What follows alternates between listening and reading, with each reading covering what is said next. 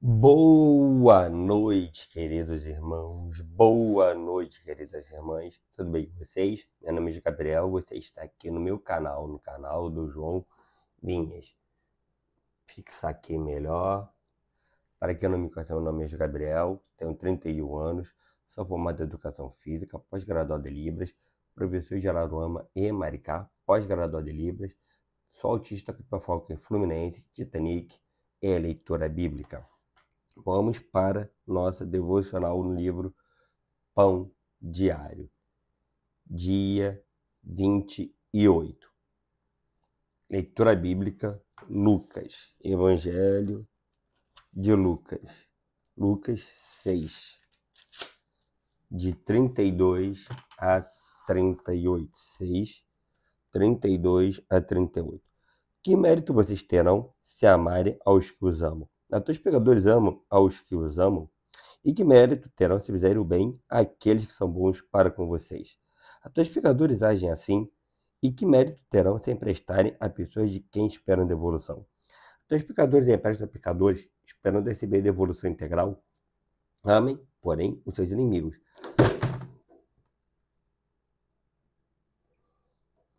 Amem, porém, seus inimigos. Façam-lhes o bem e emprestem a eles sem esperar receber nada de volta. Então a recompensa que terão será grande e vocês serão filhos do Altíssimo, porque ele é bondoso para com os ingratos e maus. Sejam misericordiosos, assim como o Pai de vocês é misericordioso. Não julguem e vocês não serão julgados. Não condenem e não serão condenados. Perdoem e serão perdoados. Deem e lhes será dado. Caraca, não tá ficando.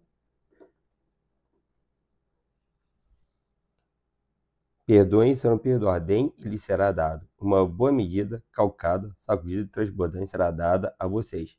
Pois a medida que usarem também será usada para medir vocês. Tema de hoje, boa medida. Prender aqui. Boa medida. Certo dia, no posto de gasolina, Sofia encontrou uma mulher que havia saído de casa sem o seu cartão do banco. Com o seu bebê no colo, ela pediu ajuda aos transeuntes. Sofia, meio desempregada, gastou R$ 60 para colocar gasolina no tanque dessa senhora. E depois, Sofia encontrou uma cesta com brinquedos e presentes na varanda de sua casa. Os amigos dessa estranha do posto haviam retribuído a gentileza de Sofia e revertido a sua bênção de R$ 60 no Natal memorável. Essa história emocionante ilustra o que Jesus fez quando disse: deem e receberão. Sua dádiva lhes retornará em boa medida, compactada, sacudida para caber mais, transbordante derramada sobre vocês. O padrão de medida que adotarem será usado para medi-los. Pode ser tentador ouvir isso e focar no que ganharemos ao doar, mas isso é errado. Antes disso, Jesus disse: ame seus inimigos, faça-lhes o bem e emprestem a eles sem esperar nada de volta. Então a recompensa que receberão do céu será grande e estarão agindo, de fato, como filhos do Altíssimo, pois ele é bondoso até mesmo com os ingratos e perversos. Nós não doamos para conseguir coisas, doamos porque Deus se deleita com nossa generosidade. Nosso amor pelos outros reflete o seu coração amoroso em relação a nós. De que maneira você experimentou a generosidade de Deus em sua vida? Você pode estendê-la a outros? Pai misericordioso, ajuda-me a doar generosamente, porque tu és muito generoso comigo. A Bíblia em um ano, 2 Crônicas 4 a 6. Vamos ler? 2 Crônicas 4 a 6.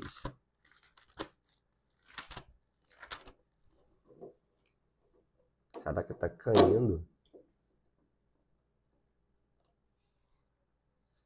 2 Crônicas 4. Muito bom ver esse folheado da Bíblia, né? 2 Crônicas 4. Segundo livro de Crônicas, capítulo 4.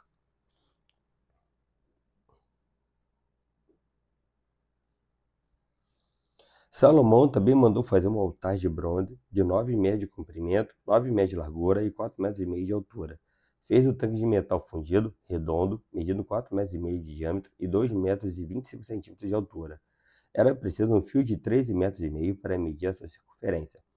Abaixo da borda e ao seu redor havia figuras de touro, de 5 em 5 centímetros. Os touros foram fundidos em 2 fileiras e numa só peça com o tanque. O tanque ficava sobre 12 touros, 3 voltados para o norte, 3 para o oeste, 3 para o sul e 3 para o leste. Ficava em cima deles e as pernas traseiras dos touros eram voltadas para o centro. A espessura do tanque era de 4 dedos e sua borda era como a borda de um cálice, como uma flor de lírio.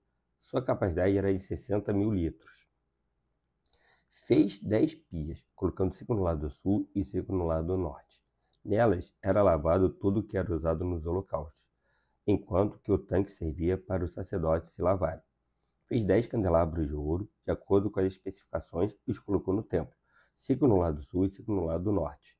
Fez 10 mesas e as colocou no templo, 5 no lado sul e 5 no lado norte.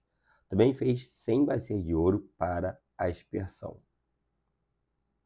Fez ainda o pátio do sacerdote e o pátio principal com as suas portas, e revestiu de bronze as suas portas. Pôs o tanque no lado sul, no canto sudeste do templo. Também fez os jarros, as pás e as bacias para a expiação. Hurão-Abi terminou seu trabalho de que fora encarregado por Salomão no templo de Deus. As 2 colunas, os 2 capitéis em forma de taça no alto das colunas, os 2 conjuntos de correntes que decoravam os 2 capitéis, as 400 romãs para os 2 conjuntos de correntes, sendo 2 fileiras de romãs para cada conjunto. Os 10 carrinhos com as suas 10 pias, o tanque e os 12 touros debaixo dele, os jarros, as pás, os garfos de carne e todos os utensílios afins. Todos os utensílios que Hurão-Abi fez para o templo do Senhor, a pedido do rei Salomão, eram de bronze polido. Foi na planície do Jordão, entre Sucote e Zeredá, que o rei os mandou fundir em moldes de barro. Salomão os fez em tão grande quantidade que não se pôde determinar o peso do bronze utilizado.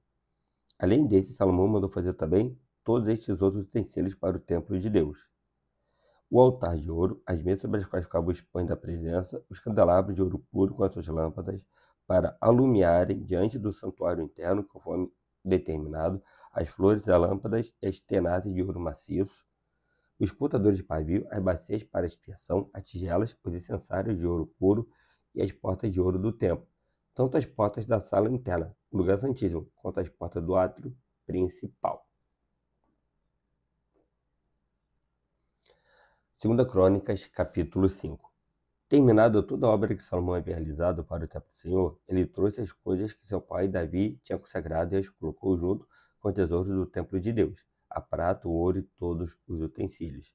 Então Salomão reuniu em Jerusalém as autoridades de Israel e todos os líderes das tribos e os chefes das famílias israelitas, para levarem de Sião, a cidade de Davi, a arca da aliança do Senhor.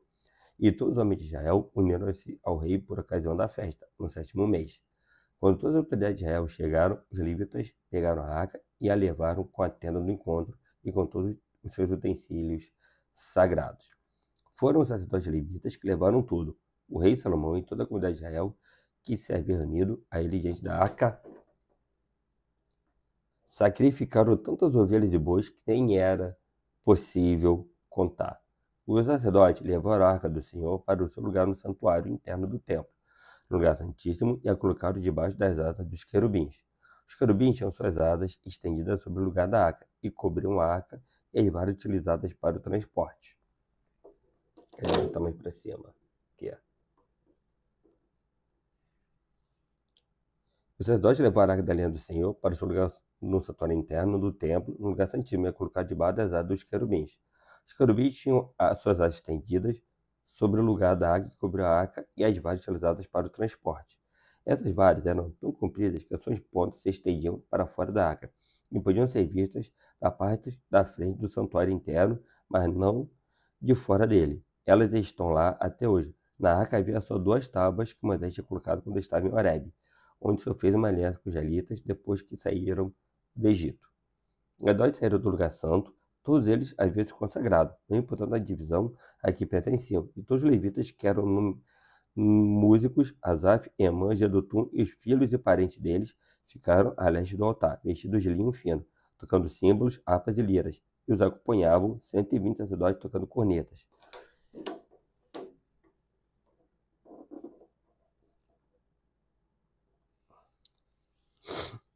Os sacerdotes saíram do lugar santo, todos eles haviam se consagrado, né? Portanto, a divisão a que pertenciam. Os levitas, que eram muitos, Asaf e a mãe de adotou os filhos e parentes deles, ficaram a leste do altar, vestidos de linho fino, tocando símbolos, harpas e liras, e os acompanhavam 120 sacerdotes tocando cornetas.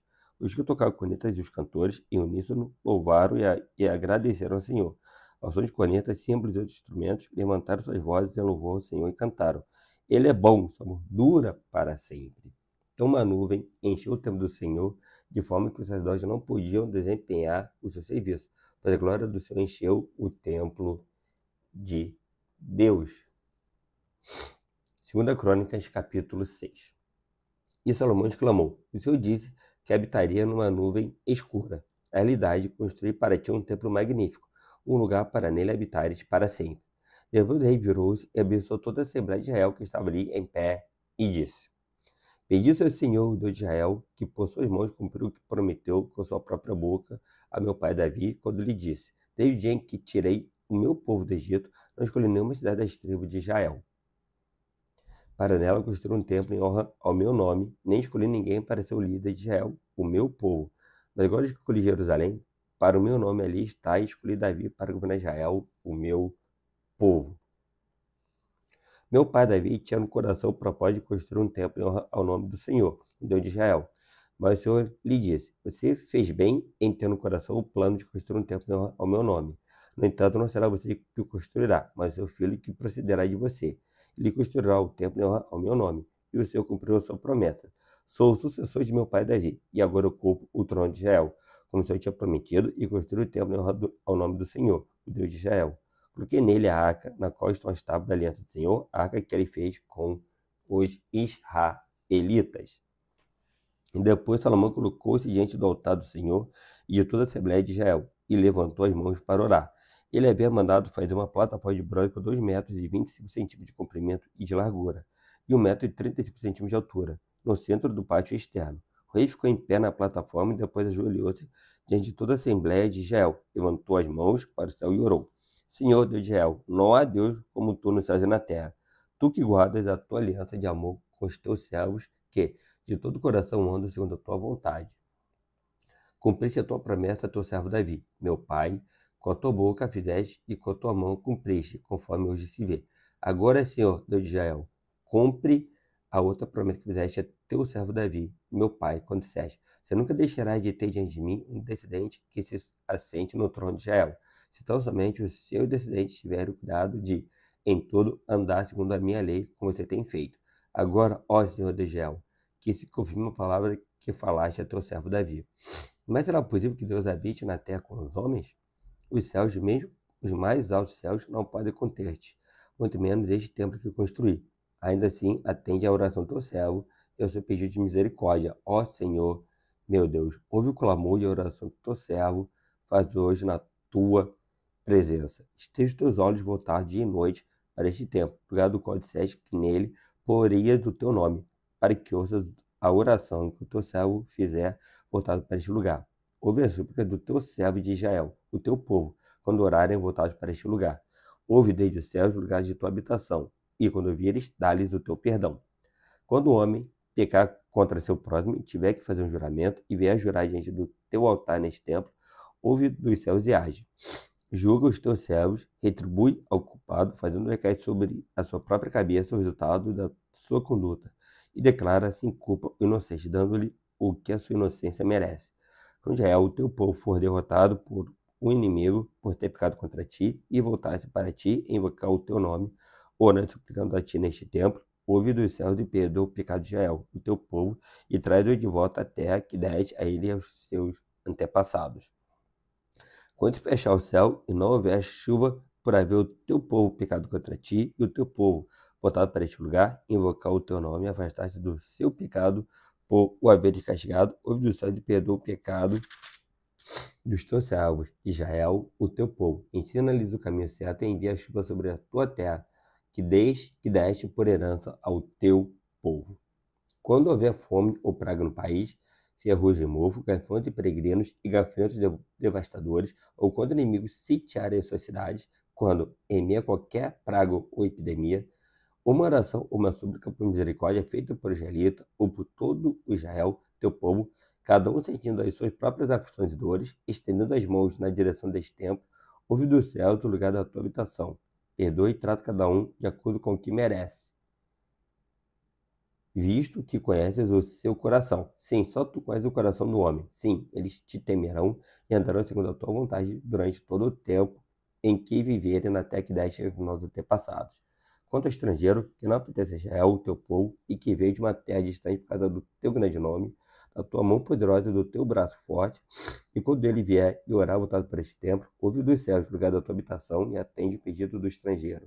A fim de que todos os povos da terra conheçam o teu nome e te temam, como fez Israel, o teu povo, e saibam que este templo que construí traz o teu nome. Quando o teu povo for à guerra contra os seus inimigos, por onde quer que tu enviares e orar a ti, voltado para a cidade que escolheste, para o templo que construí em honra ao teu nome, ouve dos céus a sua oração e a sua súplica, e defende a sua causa. Quando pecarem contra ti, pois não há ninguém que não peque, e ficares irado com eles, e os entregares ao inimigo, e este os levar prisioneiros para uma terra distante ou próxima, se eles caírem em si, na terra para a qual foram deportados, e se arrependerem e lá orarem, pecamos, praticamos o mal e fomos rebeldes. E se lá eles se voltarem para ti de todo o coração e de toda a sua alma, na terra de seu cativeiro, por onde foram levados, e orarem voltados para a terra que deste aos seus antepassados, para a cidade que escolheste e para o templo que construí ao teu nome, então os céus, lugar da tua habitação, ouve a sua oração e sua súplica, e defende a sua causa, perdoa o teu povo que pecou contra ti. Assim, meu Deus, que os teus olhos estejam abertos e teus ouvidos atentos às orações feitas neste lugar. Agora, levanta-te, ó Senhor, ó Deus, e vem para o teu lugar de descanso, tu e a arca do teu poder. Esteja os teus sacerdotes vestidos de salvação. Ó Senhor, ó Deus, que os teus santos se regozijem em tua bondade. Ó Senhor, ó Deus, nós gentes do teu ungido, lembra-te da tua fidelidade prometida a teu servo Davi. João, capítulo 10, de 24 a 42. João, capítulo 10, de 24 a 42. Os judeus reuniram-se ao redor dele e perguntaram: até quando os deixará em suspense? Se é você o Cristo, diga-nos abertamente. Jesus respondeu: eu já lhes disse, mas vocês não creem. As obras que eu realizo em nome de meu Pai falam por mim, mas vocês não creem, porque não são minhas ovelhas. As minhas ovelhas ouvem a minha voz, eu as conheço e elas me seguem. Eu lhes dou a vida eterna, e elas jamais perecerão. Ninguém as poderá arrancar da minha mão. Meu Pai, que as deu para mim, é maior do que todos. Ninguém as pode arrancar da mão de meu Pai. E eu e o Pai somos um. Novamente, os dois pegaram pedras para apedrejá-lo, mas Jesus lhe disse: eu lhes mostrarei muitas boas obras da parte do Pai. Por qual delas vocês querem me apedrejar? Responderam os judeus: não vamos apedrejá-lo por nenhuma boa obra, mas pela blasfêmia, porque você é um simples homem e se apresenta como Deus. Jesus lhe respondeu: não está escrito na lei de vocês? Eu disse: vocês são deuses? Se ele chamou deuses aqueles a quem veio a palavra de Deus, e a escritura não pode ser anulada, que dizer a respeito daquele a quem o Pai santificou e enviou ao mundo? Então, por que vocês me acusam de blasfêmia? Porque eu disse: sou filho de Deus. Se eu não realizo as obras de meu Pai, não creio em mim. Mas se as realizo, mesmo que não creiam em mim, creiam nas obras, para que possa saber e entender que o Pai está em mim e eu no Pai. Outra vez tentaram prendê-lo, mas ele se livrou das mãos deles. Então Jesus atravessou novamente o Jordão e foi para o lugar onde João batizava nos primeiros dias do seu ministério.